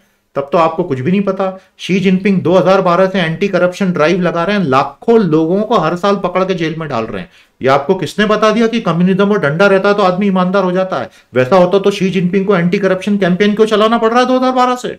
वो अलग बात है कि उसके जरिए वो अपने राजनीतिक प्रतिद्वंदियों को भी निपटाते जा रहे हैं, लेकिन उसमें एक्चुअली करप्ट लोग भी तो पकड़े जा रहे हैं। तो ये तो बहुत बड़ा मिथ है कि अगर डंडा लेके ऊपर आदमी बैठेगा तो नीचे करप्शन खत्म होगा। नहीं होता, ऐसा नहीं होता। China is the best example of that. तो कैसे खत्म होगा? You have to have a broader sense of rule of law, कि अगर किसी ने पाप किया, क्राइम किया, गलती की, तो एक कानून की व्यवस्था है जो उसको पकड़ेगी। एक जज है जो किताबों के हिसाब से, कानून की किताबों के हिसाब से सुनवाई करके उसको त्वरित दंड देगा और वो व्यक्ति जेल जाएगा या वो फाइनेंशियल दंड भरेगा। ये रूल ऑफ लॉ जिस देश में बनेगा वहां लोगों का भरोसा होगा। Best example America. कितनी भी कमियां हो, dollar is the reserve currency of the world. Why? अरे चाइना ने अपनी फॉरेन एक्सचेंज का सबसे बड़ा हिस्सा अमेरिका में इन्वेस्ट कर रखा है, ट्रेजरीज में। भारत का आरबीआई अमेरिका की ट्रेजरीज में इन्वेस्ट करता है। क्यों? अपने से ज्यादा इनको अमेरिका पे भरोसा है। Rule of law. अरे reserve currency of the world ऐसे ही तो नहीं बनता है ना। उनको पता है कि अमेरिका में कुछ हुआ तो कानून है, व्यवस्था है, जज है, कोर्ट है, सुनवाई होगी, 6 महीने में डिसीजन आएगा। तमाम कमियों और खामियों के बावजूद America remains N icon of rule of law. समझ में आ रहा है? ऐसे इंश्योर किया जाता है। मेरे पास कोई क्विक फिक्स सॉल्यूशन नहीं है। इस कोर्स में मैं आपको कोई जादू की गोलियां नहीं दूंगा कि ये डंडा मारो सबको, सब ठीक हो जाएगा। ये तो मूर्खतापूर्ण बातें हैं। ऐसे देश बनते हैं क्या? गहराई से बात करना हो तो फिर सुपरफिशियल बातें करके क्या होगा? कुछ भी नहीं होगा। उससे तो हम और धंसते चले जाएंगे। आपको मेरी बात समझ में आ रही है? तो हम इस कोर्स में बहुत सारी ऐसी चीजों को टटोलेंगे, समझेंगे, देखेंगे। आई होप अमन आपको जवाब मिल गया। जब भी मैं किसी स्टूडेंट के सवाल का या उसके इनपुट का जवाब दूं तो कमेंट थ्रेड में एक्सपेक्टेड रहेगा कि वो स्टूडेंट बताएगा कि यस सर मजा आ गया, या सर और बताएं, और प्यारे प्यारे इमोजीज भी लगाएगा। वो मैं बता ही चुका हूं यार भैया, प्यारे प्यारे इमोजीज हमारी वीकनेस है, दिखाते रहो। हमको जोश ऐसा लगता है रंग बिरंगा काम हो रहा है। तो भारत को सुपर पावर इकोनॉमी बनाए कैसे? एक बात, जितने भी लोग इस सेशन को देख रहे हो, आप मुझसे एग्री करते हो ना कि पहले सुपर पावर इकोनॉमी बनेगी फिर भारत सुपर पावर बनेगा। Do you agree with me और नॉट? देखिए मैं फैक्चुअल बात करने वाला आदमी हूं। आप बड़ी बड़ी हवाई बातें करें वो ठीक है, जिसको करना करें। मैं तो आपसे तथ्यों पे बात कर रहा हूं और मैं हर चीज के साथ फैक्ट्स फिगर से उसको जस्टिफाई भी करूंगा। तो क्या आप, हर स्टूडेंट जो अटेंड कर रहा है क्लास अभी लाइव में और बाद में यूट्यूब पर ये सेशन हम फ्री भी देंगे, एग्री करते हैं कि एक सुपर पावर इकोनॉमी भारत बनेगा तभी आगे सुपर पावर बनेगा? यस और नो? कंफर्म करो, कंफर्म करो, कंफर्म करो, कंफर्म करो, जल्दी बताओ, कंफर्म करो।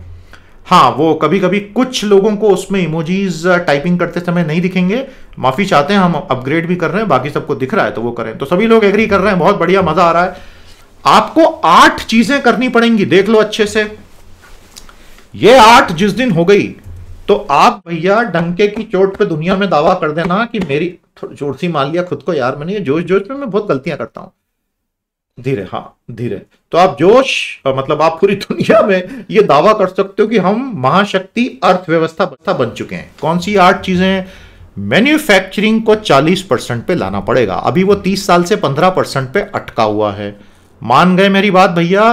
तो सभी लोगों के जवाब आ रहे हैं, बहुत मजा आया। प्रतीक कोहली, अंजलि खटावकर, विजय कुमार, डॉक्टर यश कुमार, सैयद अजीज, अतिशय, देवव्रत मंडल, दिव्य ज्योति पटनायक, हरीश जूजारे, मोहम्मद सरवर आलम, अर्पित तिवारी, बहुत मजा आ रहा है, गुड, बहुत प्यारा ऑडियंस है, सब पूरे जोश से पढ़ाई कर रहे हैं, good good good good good. Male female labour force participation rate बराबर हो, संपत्ति और आय का समता मूलक वितरण हो, इक्विटेबल। इसका जिनी कोएफिशिएंट कम करो, पढ़ाऊंगा मैं इस कोर्स में जिनी कोएफिशिएंट। आज भारत का जिनी कोएफिशिएंट खतरनाक रूप से बढ़ गया है। भारत के टॉप 10% लोगों के हाथ में जीडीपी का 60% जा रहा है हर साल। ये रिपोर्ट यूएनडीपी की है, ऑक्सफैम की है, टॉमस पिकेटी की है कि भारत के टॉप 10% लोग जीडीपी का 60% ले जाते हैं। तो गरीबी कैसे दूर होगी? इनइक्वालिटी बढ़ जाएगी ना। उस केस में तो पर कैपिटा इनकम भी आपको बहुत बहुत डिस्टॉर्टेड फिगर देने लगेगा। जिनी कोएफिशिएंट पे बात करेंगे। भारत का अपना घरेलू रिसर्च और डेवलपमेंट होना चाहिए। थैंक यू अतिशय, थैंक यू सो मच। ये समझ में आ रहा है ना आपको? आप दुनिया भर से कब तक टेक्नोलॉजी कॉपी कर करके लाओगे? खुद की बनाओगे ना। और भारत ने कोशिश की है। लेकिन एक बात बता दूं, इस बार का इकोनॉमिक सर्वे उठा लो 2021 फरवरी का, हमारे प्यारे क्यूट से चीफ इकोनॉमिक एडवाइजर हैं के सुब्रमण्यम, इतने हैंडसम है कि बॉलीवुड में हीरो बना ले कोई भी उनको। उन्होंने लिखा है कि मेरे दिल का यहां दर्द होता है। यहां सुब्रमण्यम ने बोला कि भारत में ग्रॉस एक्सपेंडिचर ऑन आर&डी सब सरकार ही कर रही है, प्राइवेट सेक्टर कर ही नहीं रहा है। बिल्कुल सही है, हम 30 साल से ऑब्जर्व कर रहे हैं। भारत की प्राइवेट सेक्टर कंपनियों को केवल अगले 3 महीने की बैलेंस शीट और प्रॉफिट दिखता, उनको आर&डी से कोई लेना देना नहीं। मोटे तौर पे बोल रहा हूं, एक्सेप्शन हर सेक्टर में होंगे, उसको लेके मत बैठो। सुब्रमण्यम बोल रहे हैं इकोनॉमिक सर्वे में इस साल के कि we are sad to see, not exactly these word, but we are sad to see कि ग्रॉस एक्सपेंडिचर और आर&डी में सरकार ही करे जा रही है। सरकार यानी आप और मैं, टैक्स पेयर का पैसा। और प्राइवेट सेक्टर के लोग क्यों नहीं करना चाहते? वो इसलिए नहीं करना चाहते हैं सुब्रमण्यम साहब कि उनको अपने प्रमोटर की वेल्थ की पड़ी है, उनको अपने शेयर प्राइस को बढ़ाना है। वो बढ़ाने का तरीका 3 महीने में मैक्सिमम प्रॉफिट लाओ, जिसके लिए कॉस्ट गिरानी है। तो आर&डी कैसे बढ़ाऊंगा? डॉट्स कनेक्ट हो रहे हैं दिमाग में आपके? तो बहुत कुछ करना बाकी है और हर सेक्टर को करना बाकी है। मैं ऐसी सारी बातें बताऊंगा आपको इस कोर्स में, तो आपको जो गहराई से चीजें हैं समझ में आएंगी। अब की बात हो रही है, इसरो 100% मेरी कंपनी है, tax payer. ISRO tax payer के पैसे से चलता है, इसरो कोई प्राइवेट सेक्टर के पैसे से थोड़ी चलता है। इसरो एटॉमिक एनर्जी कमीशन कौन लेकर आया भारत में 1948 में? पंडित जवाहरलाल नेहरू। 1948 में नेहरू ने भारत में एटॉमिक एनर्जी का काम चालू करवाया। उसमें से स्पेस रिसर्च निकला। बात समझ में आ रही है? डॉक्टर होमी जहांगीर भाभा जी को लाया गया, डॉक्टर विक्रम साराभाई को लाया गया। ये सारे आधार स्तंभ बने एक आधुनिक भारत के। 1948 जब भारत नाम की कोई चीज नहीं थी भाई, एक आधुनिक रिपब्लिक के नाम पे, और पैसा ही नहीं था, तब से शुरू हुआ। उसके पूरे फल आज हम खा रहे हैं। यस और नो? इंस्टीट्यूशंस बनाने में दशकों लगते हैं, ऐसा रातों रात थोड़ी बनती है इंस्टीट्यूशंस। तो इस तरह से करते करते भारत की जनता के पैसे से इसरो बना, एटॉमिक एनर्जी का पूरा एस्टेब्लिशमेंट बना। तो we should be very proud of it, and we indeed are, there is no doubt. लिखो कमेंट थ्रेड में इसरो जिंदाबाद, लिखो फटाफट कमेंट थ्रेड में इसरो जिंदाबाद, फटाफट लिखो भैया। I hope that is absolutely clear. तो मेरे प्यारे साथियों, सभी स्टेट्स में integration of economy and functioning GST ठीक किया जाए। अब आप बोलेंगे क्या बात कर रहे हो सर, जीएसटी चल तो रहा है। अरे अरे अरे मेरे प्यारे दोस्त, जीएसटी की कमियां 15 फाइनेंस कमीशन की रिपोर्ट में पढ़ ले, जो अभी जारी हुई जनवरी 2021 में। जीएसटी पे चैप्टर है पूरा, और उसमें स्वयं श्री एनके सिंह साहब ने लिखा है कि काश जीएसटी बेहतर डिजाइन होता, लाखों करोड़ों का एक्स्ट्रा कलेक्शन होता। ये बात तो जुलाई 2017 से सारे एक्सपर्ट बता रहे हैं। इतने सारे multiple tax slab rate, GST network software का ढंग से नहीं चल पाना, इन चीजों ने बहुत लोड डाला है सिस्टम पे। ये बात मैं नहीं बोल रहा हूं, NK Singh 15 finance commission report जनवरी 2021 पीडीएफ डाउनलोड करके पढ़ लो। तो इसको अभी ठीक करना है। जीएसटी काउंसिल भी बोल चुकी है ये बात कि इसको ठीक करना है। तो हमें बताएं कमेंट थ्रेड में, जीएसटी नेटवर्क सॉफ्टवेयर किस कंपनी ने बनाया? भारत की बहुत बड़ी कंपनी है। Zero level of extreme poverty. अभी भारत में फिलहाल ये संख्या बढ़ गई है क्योंकि कोविड आया तो हमको उल्टा झटका लग गया। चाइना ने अभी हाल ही में अनाउंस किया कि मैंने एक्सट्रीम पॉवर्टी खत्म कर दी। सच या झूठ कहना बड़ा मुश्किल। हाई कैपिटा इनकम होनी चाहिए हमारी पर कैपिटा, नहीं तो एक आम आदमी के हाथ में पैसा ही नहीं आएगा। हमारी अपनी ग्लोबल ब्रांड, हम ग्लोबल वैल्यू चेन का हिस्सा हों और हमारे एक्सपोर्ट बहुत ज्यादा हों, और फाइनली हम हमारे यहां के लोकल प्रोडक्ट्स और प्रोडक्टिविटी का पहला फायदा स्थानीय लोगों को दें। तो उस लिहाज में मोदी जी ने बोला वोकल फॉर लोकल, आत्मनिर्भर भारत, बिल्कुल सही, आई टोटली एग्री। जहां तक हमारी प्रोडक्टिविटी का पहला फायदा हमें मिले, एब्सोल्युटली आई एग्री। लेकिन I will always say that be exports focused. Exports बढ़ाओ, एक्सपोर्ट्स बढ़ाओ, अल्टीमेटली तरक्की वहीं से होगी भैया, ध्यान रखना आप। एनीवे, 8 बिंदु समझ में आ गए सुपर पावर इकोनॉमी बनाने के, यस और नो, जल्दी बताओ। तो बिल्कुल सही उत्तर आ गए कमेंट्स में। किसने बनाया जीएसटी नेटवर्क? गुड, काफी अच्छा पढ़ा लिखा ऑडियंस है यार, काफी चीजें पता है तुम लोगों को। अब अगर मेरी सुपर पावर इकोनॉमी बनेगी, महाशक्ति अर्थव्यवस्था बनेगी, हर चीज का मैं हिंदी पैरेलल में आपको दूंगा दोस्तों, ताकि आपको समझने में कहीं कोई दिक्कत ना हो। अगर मेरी महाशक्ति अर्थव्यवस्था बन गई तो मैं सुपर पावर इंडिया की दिशा में आगे बढ़ सकता हूं। पैरेलल में मेरी सुपर पावर पॉलिटी और सुपर पावर मिलिट्री होगी।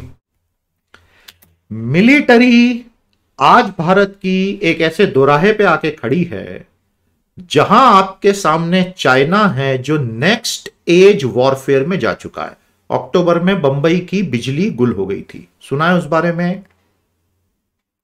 अमेरिका की रिसर्च फर्म ने न्यूयॉर्क टाइम्स में पूरा खुलासा किया कि चाइना ने साइबर अटैक किया था मुंबई के बिजली नेटवर्क पे और कई घंटों के लिए बिजली ठप करा दी। भारत सरकार ने यह एक्नॉलेज किया कि चाइना ने हमला किया था, लेकिन उससे बिजली गुल ही एक्सेप्ट नहीं किया। We understand their position, they can not accept it, we totally understand. I am only trying to say, आप समझ रहे हैं कौन सा युग आया है? आने वाले समय में आपका शत्रु देश, वो चाइना हो सकता है, वो कोई और हो सकता है, मुझे नहीं पता, आपके पूरी राष्ट्रीय ग्रिड को कोलैप्स कर सकता है। वो तो सारी कनेक्टेड है आपस में। The more is the computerization that you have done of infrastructure, the more is the vulnerability you have exposed to the rest of the world, where malign state actors would be ready with cyber armies to hit you. तो आपको क्या करना है? आपको उससे बेहतर army बनानी है। यहां मुंबई की बिजली गुली, बीजिंग को काला करो, बीजिंग की बत्ती गुल करो, यह ताकत आप में होनी चाहिए। तो उसके बाद शी जिनपिंग आपको सल्यूट करेंगे, नहीं तो शी जिनपिंग को लगेगा कि आप तो कमजोर देश हो। मैं बिल्कुल दो टूक बात कर रहा हूं। उसने मुंबई की बिजली उड़ाई, सरकार ने मना किया ऐसे नहीं हुआ, एक्सपर्ट्स कह रहे हैं कि हुआ है, तो अब किसी को नहीं पता क्या हुआ है। सर्ट भी उस पर रिस्पॉन्ड नहीं कर रहा है और ऑफिशियली सरकार ने खारिज किया। अगर उसने उड़ाई तो आप बीजिंग को उड़ा दो, तो उसको मैसेज मिल जाएगा कि भाई ये लोग तैयार हैं। अदरवाइज उसको मैसेज ये मिल रहा है कि okay let me try with some more, let me try with some more, फिर ऐसे तो उसकी धृष्टता बढ़ती चली जाएगी ना।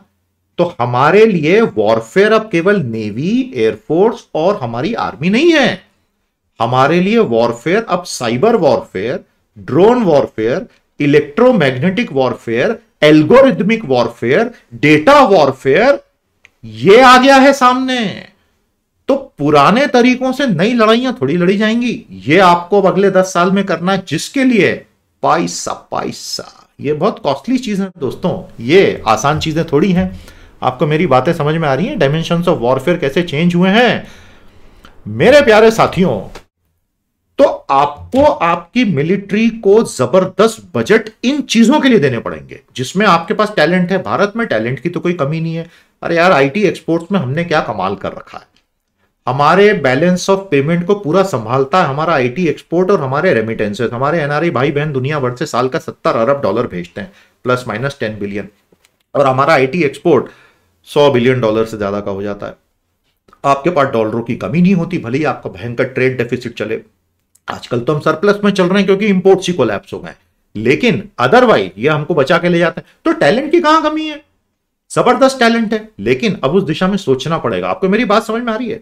मैं आपको गारंटी के साथ एक बात बोलूं, 2035 में सीमाओं पे सैनिक नहीं होंगे, सीमाओं पे रोबोट खड़े होंगे, ड्रोन्स खड़े होंगे। 2035 नहीं तो 40 तक, 40 नहीं तो 45 तक, उसके आगे नहीं। You will simply not have human soldiers on the borders, they will not be needed, you will have metallic robot standing there and drones. ये होने वाला है। दिशा दशा साफ दिखाई दे रही है, सब तरफ जो हो रही है, दुनिया भर में इस पर रिसर्च चल रही है। तो हमें इसकी तैयारी करनी है, कर भी रही है इंडियन मिलिट्री, उस पर बहुत काम कर रही है, लेकिन थोड़ा सा ये ऑफेंसिव डिफेंस हमें और देखना होगा। तो क्या आपको मेरी सारी बातें समझ में आ रही हैं कि हम किस तरह से आगे जाने वाले हैं? I hope you are understanding this my dear students.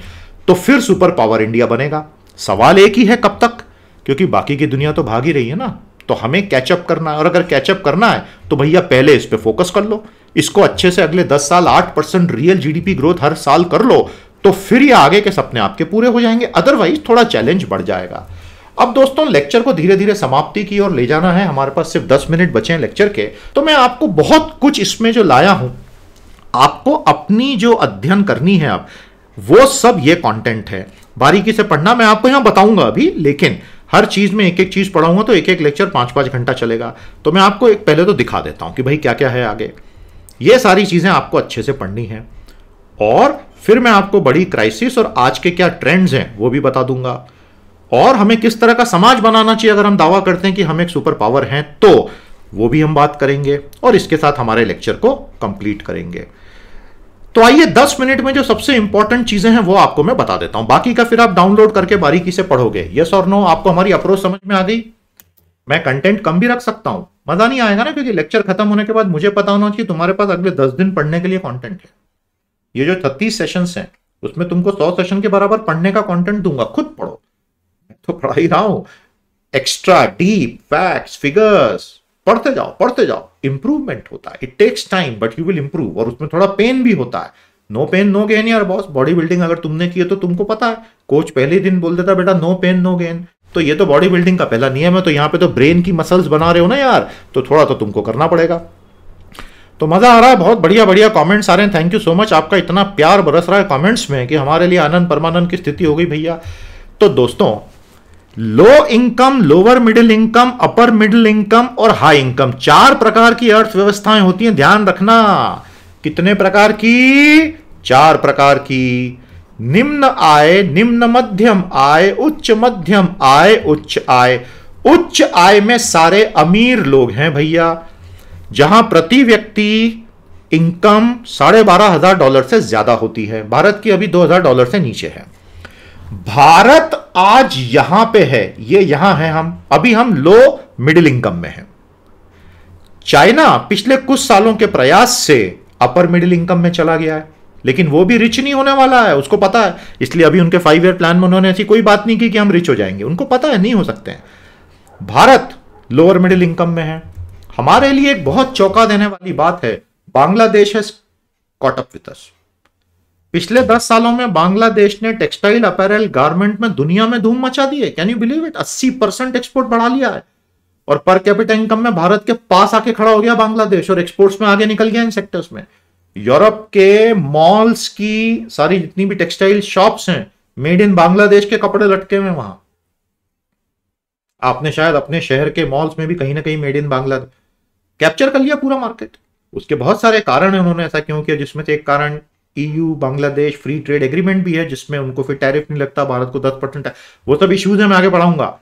लेकिन ये तो हमारे लिए खतरे की घंटी बज रही है कि जागो सोने वालों, सुनो मेरी कहानी, नहीं तो आगे कैसे बढ़ा जाएगा। तो ये है पूरी बात, ठीक है? इसको देख लेना। First step is higher per capita income. इसको पढ़ लेना, समझ लेना, अच्छे से देख लेना। माय डियर स्टूडेंट्स, इस प्रकार से भारत और बांग्लादेश का पिछले 40 सालों का कंपैरिजन हमने यहां दिया है, और कैसे बांग्लादेश ने कंसिस्टेंटली एक्सपोर्ट पे फोकस करके, बांग्लादेश तो जो है वो एशिया का साउथ एशिया का एशियन टाइगर बन गया। समझ में आया आपको? तो ये मतलब भारत के लिए जागने का समय है, क्योंकि हम टेक्सटाइल्स में बहुत बड़े लीडर थे और आज भी हैं। ऐसा नहीं है कि हमारा एज खत्म हो गया है, लेकिन जैसा मैंने कहा, आप कंपैरेटिवली देखेंगे पिछले 20 सालों की कहानी, तो हमारी कहानी स्लो हो गई, और हम इंडोनेशिया वगैरह हमसे बहुत आगे निकल गए। So this is the gap that we need to bridge, and we will bridge it, but how soon remains the question. तो ये भारत के पूरे पूरे ग्रोथ इंपेरेटिव्स हैं, भारत के लिए विकास की अनिवार्यता क्या है, ये मैंने समझाया है। दोस्तों, मैं आपको चाइना के फैक्ट्स भी दे रहा हूं, और आपको एक दुख भरा चित्र भी दिखा रहा हूं।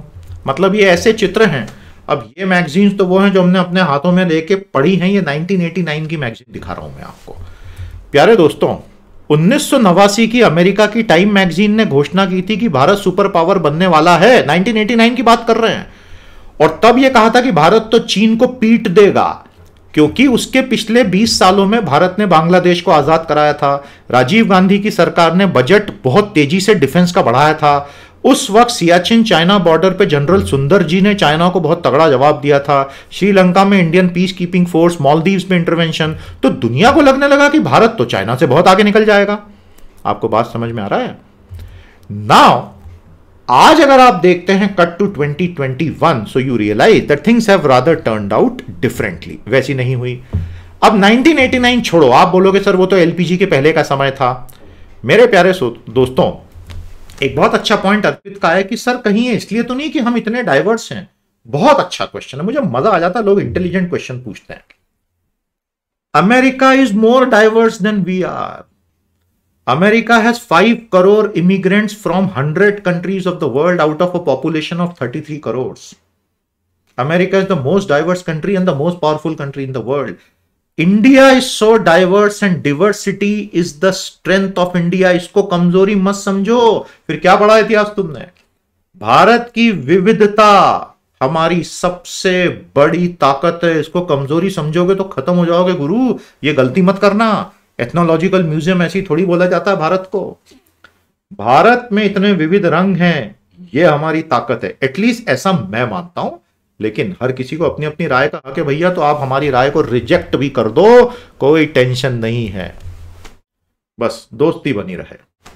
तो प्यारे दोस्तों, 2003 में, अब आप बोलोगे 1989 की क्या बातें कर रहे हो सर, थोड़ी आगे की बात करो। ये देखो, हार्वर्ड बिजनेस स्कूल एक आर्टिकल छापता है कि कैन इंडिया ओवरटेक चाइना। मतलब तब भी लोगों को यकीन था हम कर लेंगे।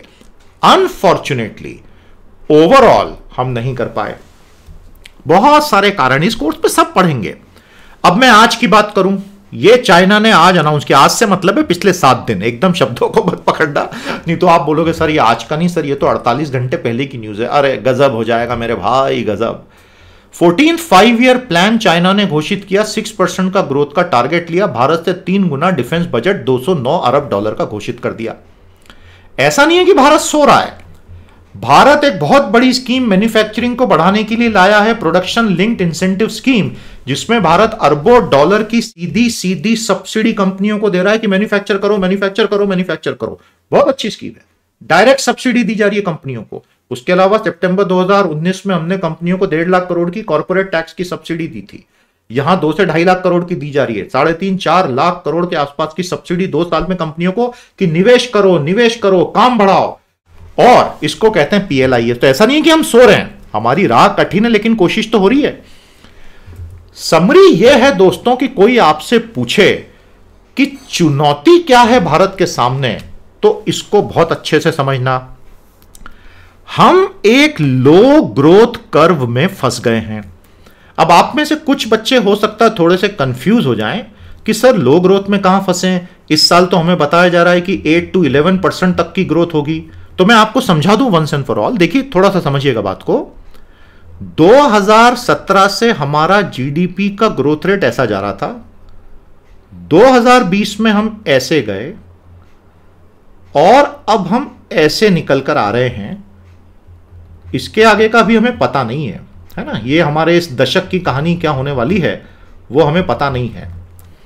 2017 में, दिस वॉज 2017, हमारा जीडीपी लगातार नीचे आता चला गया। क्वार्टर बाय क्वार्टर ड्रॉप हुआ और उसके बाद फिर आपको पता है -24% से हम एक्चुअली श्रिंक हो गए 2 क्वार्टर्स तक, फिर -8% तक हुए। और ये हमारा टेक्निकल, फिर हम अब ये जो ग्रोथ का फेज आया है, ये तो इसलिए क्योंकि बेस इफेक्ट है ना। आपको बात समझ में आई?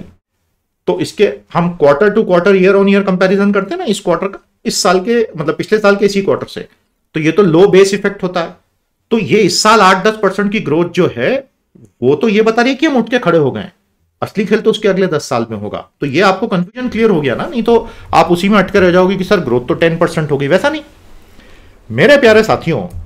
तो इकोनॉमिक स्लोडाउन हमारे यहां स्ट्रक्चरल हो गया। ये बहुत बड़ी चुनौती है। इसको ठीक करने का एक ही तरीका है, investment, investment, investment, investment. Domestic investment आए जो जीडीपी के एक्सपेंडिचर साइड में आप जाते हो तो ग्रॉस फिक्स कैपिटल फॉर्मेशन होता है, एकदम ठंडा पड़ा 10 साल से। फॉरेन डायरेक्ट इन्वेस्टमेंट, अच्छा आ रहा है, लेकिन जितना चाहिए उससे अभी और कई गुना चाहिए। फॉरेन पोर्टफोलियो इन्वेस्टमेंट वो तो फाइनेंशियल होता है, इसलिए वो मेरे दादा काम का इस डिसीजन में नहीं है। तो इकोनॉमिक स्लोडाउन से लड़ना है, फार्म इनकम क्राइसिस, अभी जो फार्मर प्रोटेस्ट चल रहे हैं उसको एक मिनट छोड़ दो, वो तो जो है सो है, मैं उसके पहले की बात कर रहा हूं। फार्मर्स की इनकम स्टेडीली कम हुई है, अगर इन्फ्लेशन एडजस्टेड रियल इनकम लूं तो वो बढ़ी नहीं है, वो एक दिक्कत तो है ही ना। और उससे जुड़े स्ट्रक्चरल इश्यूज मैं आपको आगे सब पढ़ाऊंगा, इस कोर्स में सब कुछ है, पर वो फार्म इनकम तो है। अरे भाई ये तो कुछ सरकार मानती है ना, तभी तो 2016 में नीति आयोग ने डबलिंग फार्म इनकम की रिपोर्ट छापी, तो वो क्राइसिस तो अपनी जगह बनी हुई है, वो सुलझी तो है नहीं। और 65% of our working population is in agriculture and agriculture allied. Fresh formal sector jobs crisis, बहुत भयंकर क्राइसिस है भारत में। औपचारिक क्षेत्र में नौकरियों का निर्माण थम गया है, बल्कि माइनस में चला गया है। अब आप बोलेंगे कि सर ये फॉर्मल सेक्टर क्या? ऐसी कंपनियां जो सरकार के पास टैक्स रिकॉर्ड में हैं, जहां टाइम पे सैलरी मिलती है, रिटर्न कॉन्ट्रैक्ट होते हैं, सोशल सिक्योरिटी है, प्रोविडेंट फंड कटता है, इंश्योरेंस मिलता है, वो होती है फॉर्मल सेक्टर। अदरवाइज इनफॉर्मल कंपनियां तो बहुत हैं। भारत में 6.25 crore micro small medium enterprises हैं, जिनमें माइक्रो और स्मॉल में there is no social security. तो भारत के युवाओं को हम माइक्रो स्मॉल में डाल नहीं सकते आइडियली। एग्रीकल्चर में कोई जाएगा नहीं क्योंकि वहां प्रोडक्टिविटी है नहीं। सर्विसेज में इतनी नौकरियां ही नहीं है। अब आप कंफ्यूज हो रहे हो, तो सर्विसेज में नौकरियां, भारत का इतना बड़ा आईटी सेक्टर, कुल आईटी प्रोफेशनल भारत में है 50 lakh. The maximum number of IT professionals in India is 50 lakhs, that's it, plus minus 5 lakh. तो आईटी सेक्टर थोड़ी नौकरियां देगा आपको, हर साल 2 करोड़ नौकरियां चाहिए लड़के लड़कियों के लिए। अब मेरी बात समझ रहे हो? इसके लिए फैक्ट्रियां खोलनी पड़ेंगी गुरु, बात नहीं बनेगी। तो ये 3 चुनौतियां हैं, इन तीनों को इस मनहूस पैंडेमिक ने बेवजह आके तकलीफ दे दी। और तो ये हमारे लिए 10 साल का चैलेंज है, इसको हम ठीक कर लेंगे, लेकिन चैलेंज है, पहले उसको समझे तो सही।